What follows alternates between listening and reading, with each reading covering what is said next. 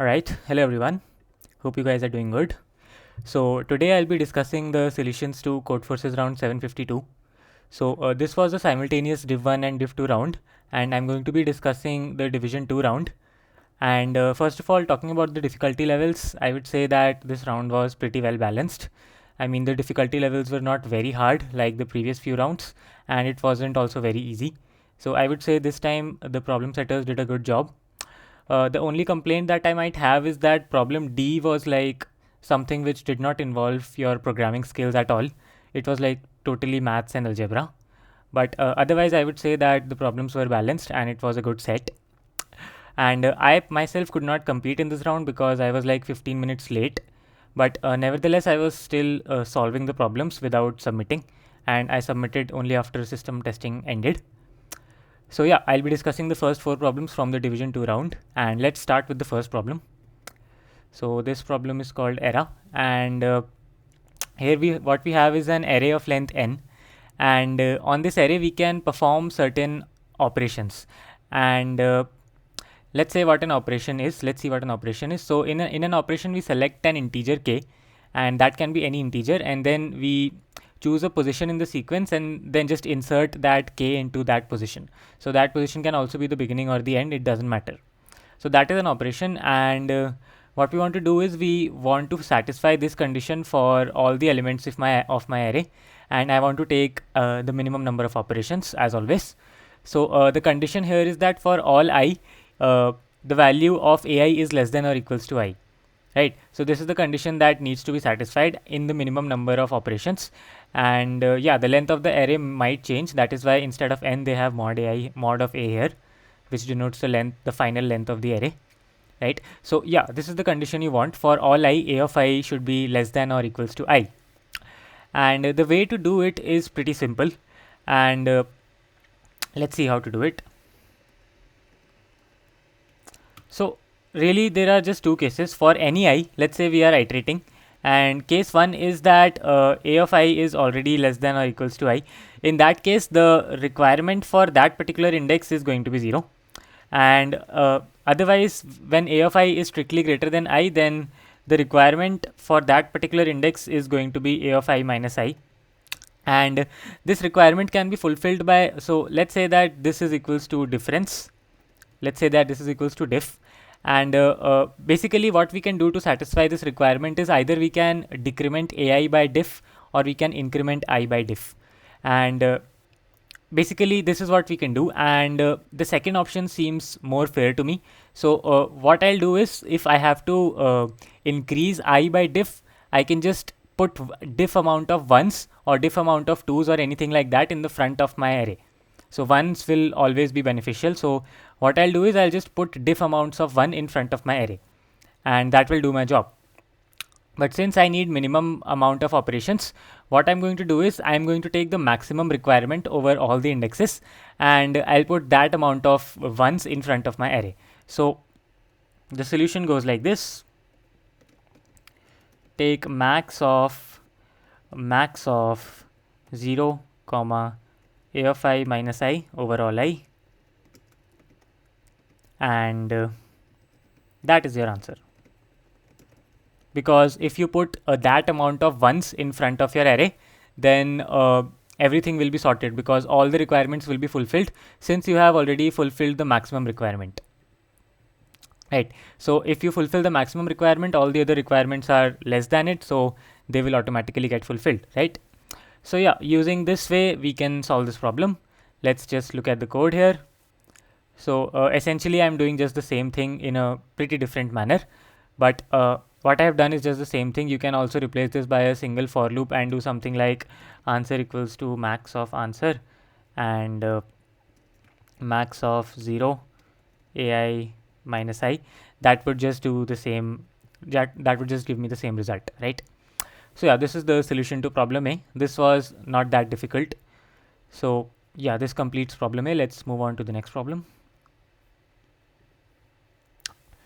So Zor specialist, and honestly speaking, this problem is like one of those problems which on reading you think is pretty complex, but at the same time you realize that it doesn't have to be that complex because it is a B problem, right? It is a diff to B problem, and obviously it is not going to be that complex, and all these fancy terms that were used in this problem statement are obviously there to scare us, right? So yeah, this is an example of one of those problems, and let's say what this has to say. So we have an integer sequence of length n, and what we are going to do is we can divide this sequence into k subarrays. A subarray is a contiguous segment, right? So we can divide this array into k subarrays, and here k is arbitrary, so we have a choice of k. And after that, after we have done that, we have k subarrays, and what we do is we calculate the longest increasing subsequence of all the subarrays. And a longest increasing subsequence is something which they have defined below, and that is also a very standard term in competitive programming. So yeah, we find the longest increasing subsequence of all the k subarrays that we get, and what we want is we want to divide the array A into k subarrays such that if we get this sequence of longest increasing subsequences h1, h2 up till hk, then their bitwise XOR has to be 0. That is the condition which needs to be satisfied, and we need to tell whether there exists a distribution of an array like that or not. So we need to decide whether there is certain distribution using which we get a sequence of values h1, h2, hk such that their bitwise XOR is 0 or not. And yeah, this is a yes no problem, and that is what you need to do here. So really this all might be a bit overwhelming to read, but once you read this, you know that this is a diff to B problem. Obviously this can't be that complex. So obviously if you have to find the longest increasing subsequence, it itself takes O of n square time if you don't do some segment tree based optimizations or some other complicated stuff. But that is itself an O of n square task. So if you want to distribute your array into k subarrays and then find the longest increasing subsequence of all these arrays, then obviously that is not something you're supposed to do here. So you can get the intuition like that, and that hints us that the solution here is going to be easier than what it looks like, right? So let's see what that solution actually is.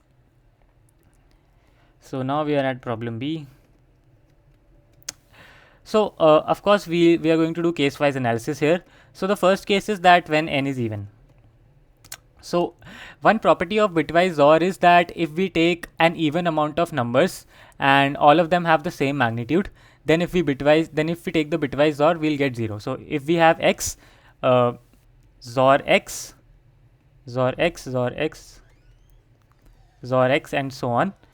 Let's say that this plus is denoting the bitwise XOR operator here. So if we have something like this where the number of times x is coming is even, then this is going to be 0. That is a property of bitwise XOR because all of them cancel out in pairs. We know that x XOR x will be 0, and we get pairs of x giving 0 every time. So we have a 0 if x is there even number of times. So then what we can do here is we can just divide this array into n subsegments where k is equals to n. So every element is its own subsegment. Every element is like its own subarray, and the longest increasing subsequence of an array of just one element is just going to be 1, right? So what we have is we have one even amount of times, and according to this property, that is going to give us a 0. So in this case, we can treat every element as a separate subarray. So we get a sequence of even amount of ones. So the bitwise XOR will be 0, and hence answer will always be yes here, right? So we need to tell whether there exists a distribution like that or not, and we know for n is equals to even, there obviously exists one. So we can say that the answer there will be yes for sure. Now the more complicated case here is that when n is not even. So if n is not even and we try to make all the elements 1, then we'll end up with an odd amount of ones, and if we take the bitwise XOR, we'll end up with a 1, right? So that is not something that we want. Okay, so this case can further be divided into two subcases. So subcase 1 is when array is not strictly increasing,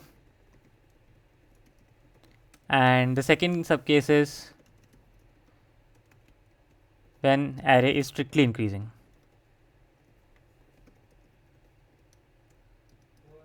So the idea here is that I'm thinking about this case because I want n to be even. So somehow if I can group together two elements, then my n will become even, right? So if I can group together two elements such that their longest increasing subsequence is of length 1, then I essentially have n minus 1 groups, and if n is odd, then n minus 1 will be even, right? And that is why I'm thinking about taking pair of two groups, and from there I'm getting this intuition of taking two subcases. One is when the array is strictly increasing, and one is when it is not, because when the array will be strictly increasing, I can't really take a pair of two elements where I and I plus 1 are such that a of I is greater than a of I plus 1, right? I can't do something like that. And so if I take any pair of two elements, their longest increasing subsequence will be of length 2, so that won't be useful for me. But the intuition about taking these cases of strictly increasing and not strictly increasing comes from here, because I want to group two elements together so that finally I have n groups, and the bitwise OR of and the longest increasing subsequence of each group is just 1, and so I can get a bitwise OR of 0. So here what I'll do is, so if the array is not strictly increasing, then there exists at least one I for which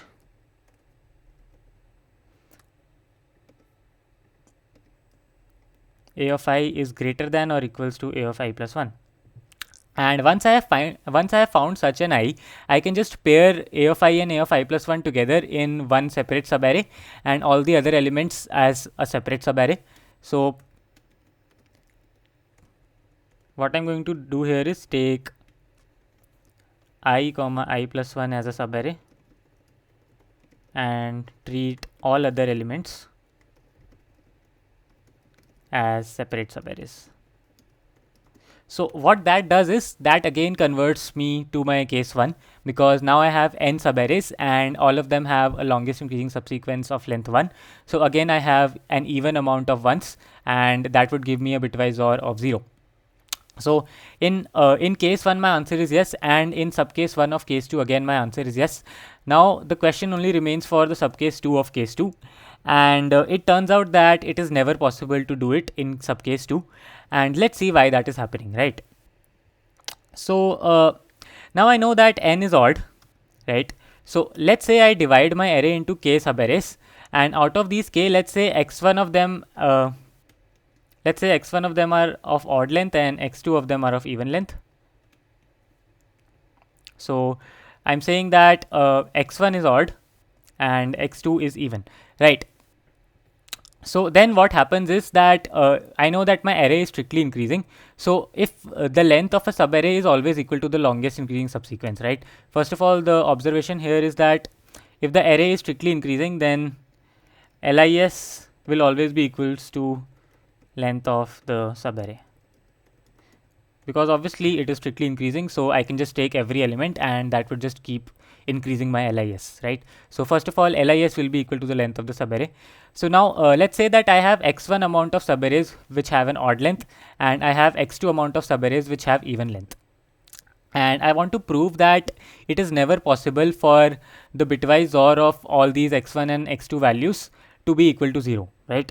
So if x1 amount of arrays have odd length, then x1 amount of arrays have an odd LIS, right? So they have an odd LIS, and x2 amount of arrays subarrays have an even LIS. So I obviously know that any element which is odd, any number which is odd, will have its rightmost bit set, right? I'm going to look at the rightmost bit. So this is going to have a set rightmost bit, and all of these elements are going to have a unset rightmost bit, because I know that even numbers have a 0 in the end and odd numbers have a 1 in the end. And essentially if I take the bitwise OR, then let's see what happens to the last bit, to the rightmost bit. So all these elements are odd, and all of them are going to have a set bit which is the rightmost bit, and all of these elements are going to have an unset rightmost bit, right? And if I want the bitwise OR to be equals to 0, then in my result I also want the rightmost bit to be 0, right? But here what happens is that I know that n is odd. So basically let's say there are n1 values like this and n2 values like this, and something like that, right? So if I'm saying that the length of the array is n and there are x1 subarrays which have odd length and there are x2 subarrays which have even length, then essentially the sum of lengths of even subarrays will be even. That I know. But again, I know that n is odd. So even plus odd gives me odd. But even plus even will give me even. So what I know here is that the length of the sum of lengths of all the even subarrays will obviously be even, and so for the final length of the array to be odd, I want the sum of lengths of all the odd subarrays to be odd, right? So yeah, that gives me that sum of lengths of odd subarrays will be odd.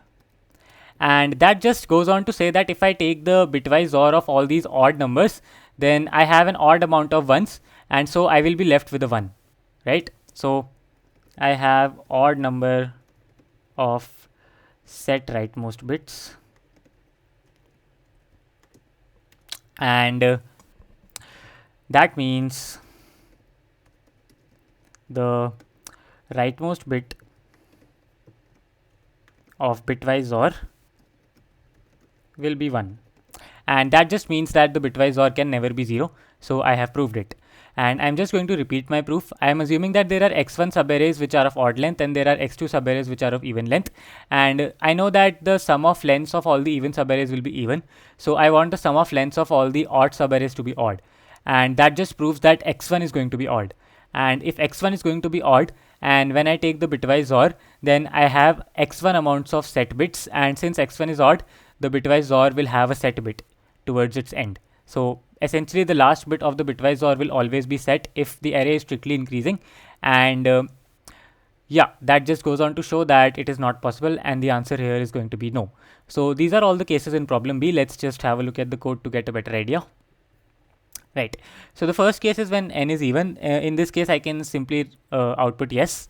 Otherwise, I'll just look for an index which is greater than or equals to the index ahead of it. And if I find an index like that, I will just output yes. Otherwise, I'll output no. So this was the simple logic in this seemingly difficult problem. That is why the number of submissions also in this problem were good enough, right? So yeah, this was problem B. Now moving on to the next problem, problem C. Okay. So let's see what this problem has to say. So we have an integer sequence of length n, and we'll perform the operation, the following operation until the sequence becomes empty, and the operation goes something like this. So if we have an element which is at the ith location and it is not divisible by I plus 1, then we can erase that element.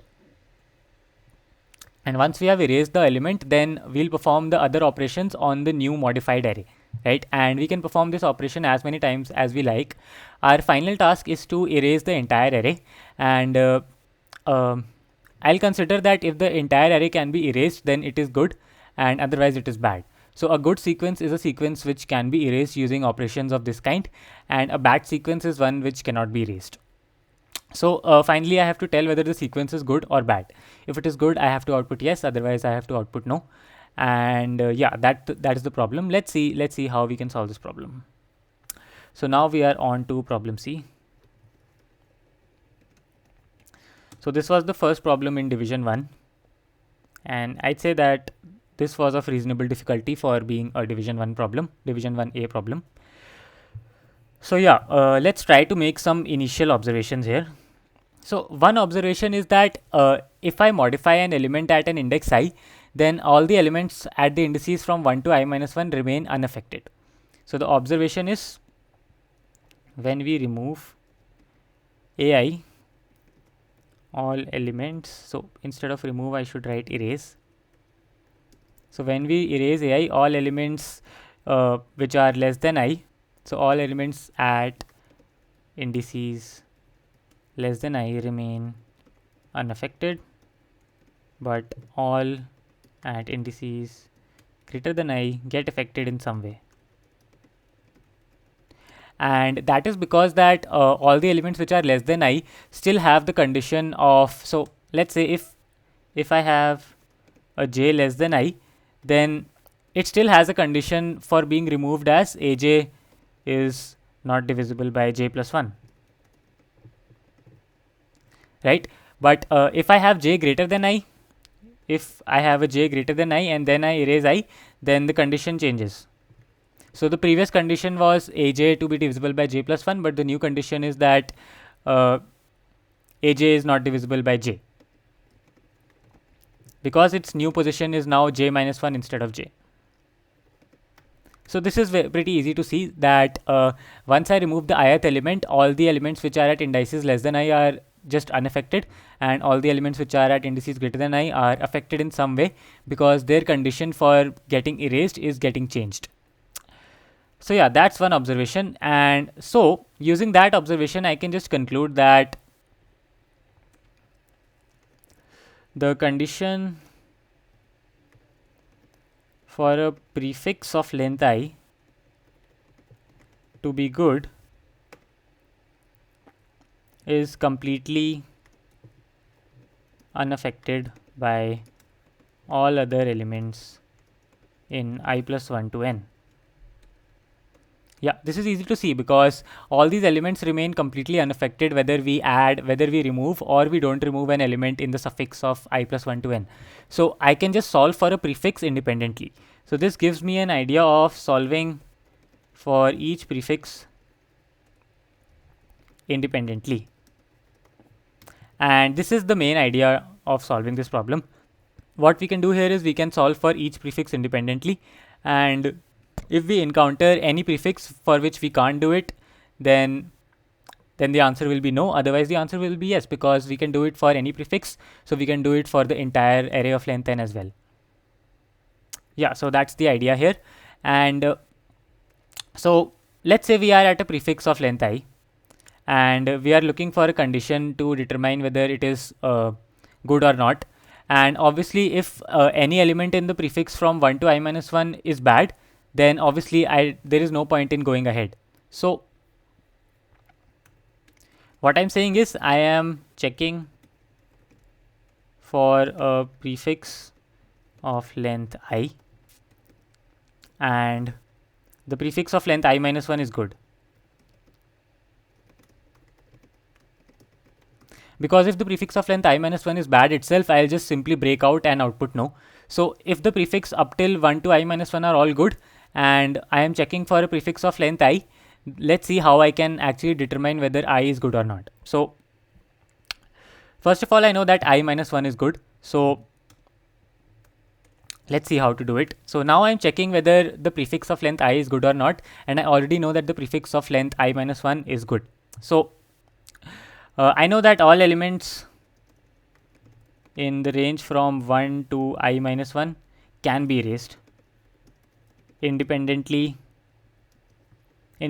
I, right? Because as I have already established that all the elements in the prefix are unaffected by any value in the suffix. So I know that all these elements can be erased. Now the only question arises whether I can erase a of I or not, right? So if I can successfully erase a of I, then I'm good, right? Yeah, so what I can do is I have I choices to erase a of I.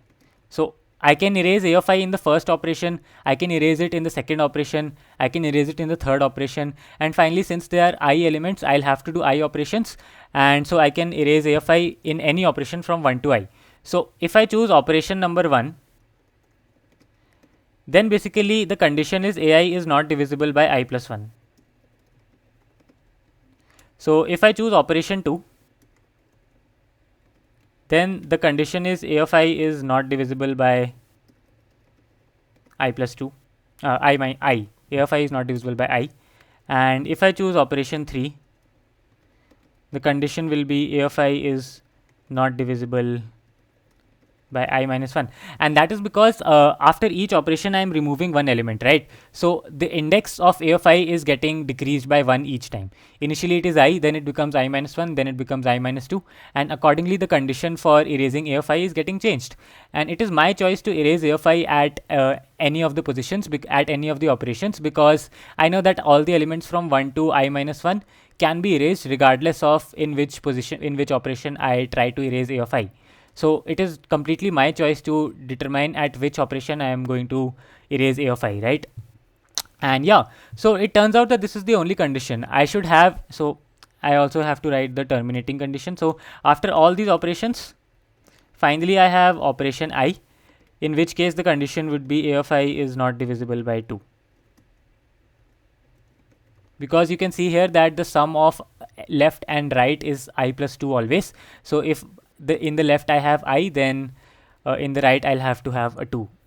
And yeah, so yeah, this is what is happening here.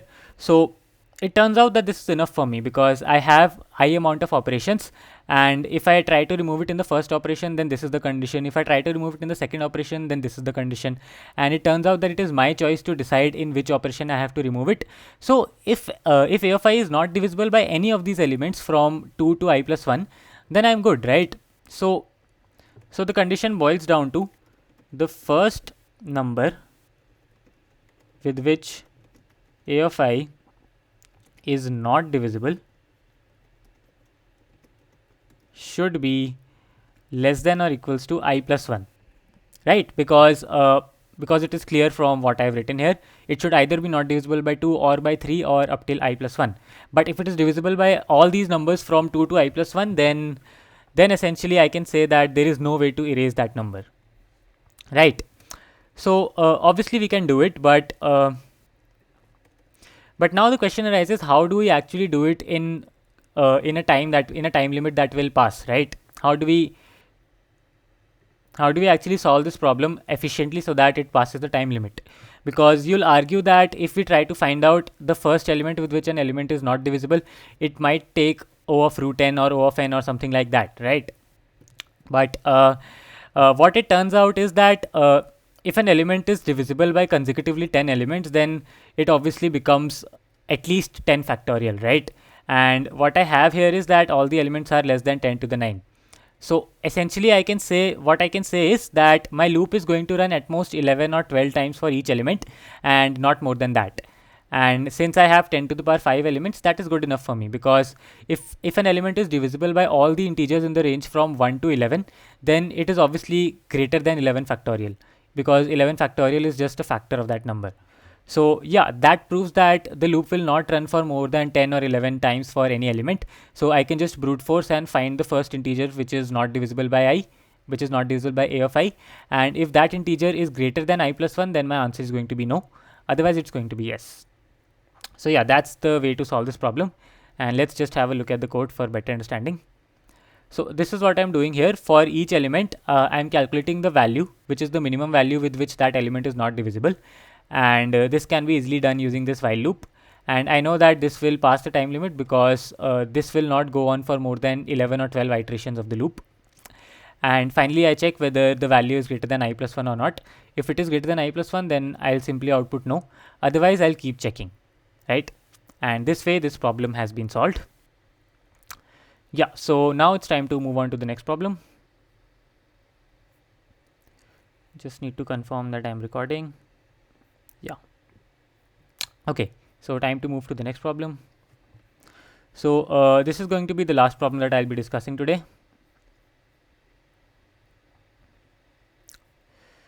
Right, so this is purely based on mathematics, and there are really no programming skills involved here. But even then, I'm going to discuss this problem. So that was just a heads up. So we have two integers x and y, and we need to find an integer n such that the remainder when n is divided by x is equal to the remainder when y is divided by n. And yeah, we want to find an n which satisfies this condition. And if there are multiple answers, we can just print any of them. Right, so yeah, that is all. This is the problem. And let's see how we can actually solve this. Problem D.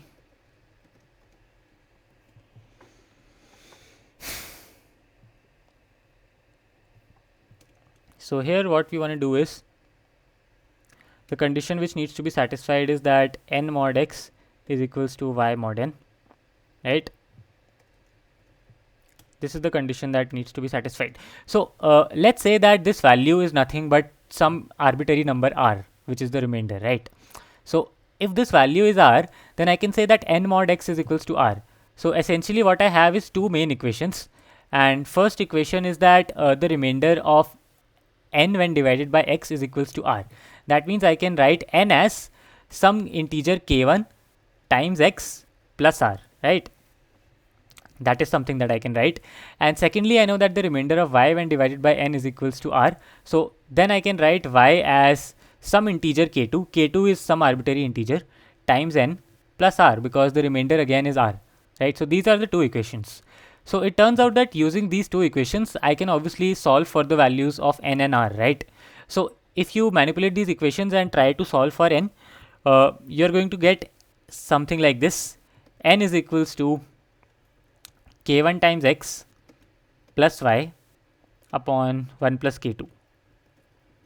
So let's say this is equation 3, and when you solve for r, you're going to get r is equals to y minus k1 k2 x upon 1 plus k2. Let's say this is equation number 4. So you have successfully solved the values of n and r, and finally you need to output n, right? And now you can argue that you have chosen k1 and k2 to be arbitrary numbers, so why not just substitute any value of k1 and k2 here in equation 3, and we'll get a valid value of n. But it turns out that that won't give you the right answer in all the cases, and that is because there are some other constraints on k1, k2 as well as on r, and those constraints are the following. So the first constraint that I'm going to talk about is on r. So obviously I need to define some values of k1 and k2 so that I get a value of n, and to do that, first of all, there are some constraints on r. So first constraint is that r is strictly less than n. Second constraint is that r is strictly less than, so second constraint is coming from the fact that r is strictly less than x, right? Because r is the remainder when n is divided by x, so it has to be strictly less than x, and it is the remainder when y is divided by n, so it has to be strictly less than n, right? And the third condition is that obviously remainder can't be 0. So I mean, remainder can be 0, but it can't be negative. So r is greater than or equals to 0. So these are the three conditions which always have to be satisfied, and it turns out that when we apply these conditions, these act as some constraints, and we get some constraints on the values of x, y, k1, k2, and we get some relations, right? So let's analyze the first case. The first constraint is that r is less than x. So when you do that, when you substitute the value of r, which is y minus k1 k2 x upon 1 plus k2, and you actually solve for this inequality that r is less than x, you will get something like this, which is x times 1 plus k2 plus k1 k2 is greater than y. This is what you're going to get. Let's say this is the constraint 1, and the second constraint that we had was that r should be less than n, and if you try to solve for this inequality, you're going to get something like this: minus k1 k2 is less than k1, right? So this is what you're going to get, and if you simplify it further, it will boil down to a condition that k1 should not be equals to 0, because if k1 is equals to 0, then both the LHS and RHS become 0, and this is a strict inequality. So k1 cannot be equal to 0. Otherwise, if k1 is non-zero, then I know that k1 is obviously positive, so this will automatically hold. So yeah, these are the conditions that I have. That means that k1 is strictly greater than 0, but there are no constraints on k2. And the other constraint is on the values of x and y, which is x times 1 plus k2 plus k1 k2 has to be strictly greater than y. Right, so these are the only constraints that we have. And now let's try to build some cases. So in the first case, let's consider that x is greater than y. And in this case, what I can do is I can just substitute k1 is equals to 1 and k2 is equals to 0. And you can verify that this substitution passes all the constraints, because k1 is 1 is greater than 0. And if you substitute k1 is equals to 1 here, you will get x greater than y, which is the case that I'm assuming here. And so both of these constraints are satisfied. And yeah, so that is done. First of all, before I jump into cases, there is also another constraint, which is that r is greater than or equals to 0. So if you apply that constraint, you will realize that this numerator in r has to be greater than 0. So that will give us another constraint, which is that y is greater than or equals to k1 k2 x. Yeah, so these are the three constraints. Let's call it c3 and let's call this one c2. So yeah, these are the three constraints that we have, and you can verify that this substitution passes all the constraints, because here k2 is 0, so k1 k2 x will be just 0, and y will have to be greater than or equals to 0, because that is the condition given in the problem. So yeah, in this case I can just take k1 is equals to 1 and k2 is equals to 0, then n will come out to be x plus y, and that is going to be my answer. Okay, so this is case 1 done. Now let's look at case 2, that is when 3x is greater than y. And it turns out that in this case I can do good with the substitution k1 is equals to 1 and k2 is equals to 1. If you take this substitution, you will realize that I know that 3x is greater than y, so and obviously y this time is greater than x. So because if y is less than x, then I will go to case 1. So here y is greater than x, but 3x is greater than y. So in this case I can easily see that this c3 is satisfied, because RHS is x and LHS is y, and my condition is that y is greater than x. And c2 is also satisfied because k1 is equals to 1. And you can also verify that if you put k1 is equals to k2 is equals to 1, you will get 3x is greater than y, which is the case that I am taking. And yeah, so all these three constraints are satisfied, so you can successfully substitute k1 is equals to 1 and k2 is equals to 1 here. Right. So this is done well and good, but now case 3 is when both the first two cases fail, right? So in this case, what I'm going to do is I'm going to fix k2 is equals to 1 and try to iterate and find a value of k1. And it turns out that for k2 is equals to 1, there always exists a valid value of k1. And the reason for that is that we have been given that both x and y are even integers, right? And that was an important part of this problem. So yeah, if I fix k2 is equals to 1, then n becomes k1x plus y upon 2. So in case 2, then answer will be x plus y upon 2, since k2 is equals to k1 is equals to 1, right? So now in this case the answer will be k1x plus y upon 2, and since x and y are both even, that value k1x plus y will always be even. So my answer will always be integral if I successfully find the value of k1. And let's see what happens here. So if k2 is equals to 1, I substitute this in c2. So I will substitute this in c1. What I'm going to get is I'm going to get a relation like this, which is k1x is greater than y minus 2x using c1. And according to c3, I have y is greater than or equals to k1 times x, since here k2 is equals to 0. So this is using c3. And I don't really need to worry about c2, since I am fixing since I will take a value of k1 which is positive, so I don't need to worry about c2 here. So yeah, these are the two conditions, and it turns out that if we take k1 is equals to ceiling of y minus 2x upon x, then that will satisfy both these conditions. So it will satisfy both conditions.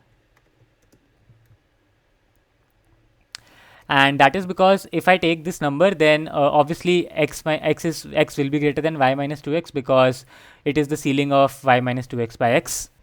So yeah, sorry, k1 will be strictly greater than y minus 2x by x, because it is the ceiling, right? Obviously, if y minus 2x is divisible by x, then I'll have to add 1 here. So it's not exactly ceiling. I can write the ceiling of y minus 2x plus 1 upon x here. So yeah, if I take this integer, this first condition will be satisfied automatically. And since I know that 3x is greater than y, then the second condition also is getting satisfied automatically, right? So yeah, these are really all the three cases which have to be taken care of in this problem. There may be some other approach, but this is exactly how I solved it. Maybe these two cases are just useless, but I was more comfortable taking these cases, so I did it this way. And yeah, this completes the solution. Let's just have a look at the code now. So the code is really simple. This is case 1, when x is greater than y. You can simply say that your answer is x plus y. Otherwise, case 2 is when 3x is greater than y, then your answer is going to be x plus y by 2. Otherwise, you'll define k1 to be something like this. If y minus 2x is divisible by x, then the answer will be y minus 2x by x plus 1. Otherwise, it will be the ceiling of y minus 2x by x. Right? And finally, your answer is going to be k1x plus y upon 2, because you are fixing k2 is equals to 1. Right? So yeah, this will give you the right answer, and this works in all the cases. So yeah, this concludes the solution to problem D, and that is going to be all for today. And yeah, so thank you for sticking till the end. I'm going to see you in the next video, in the next contest, and bye bye till then.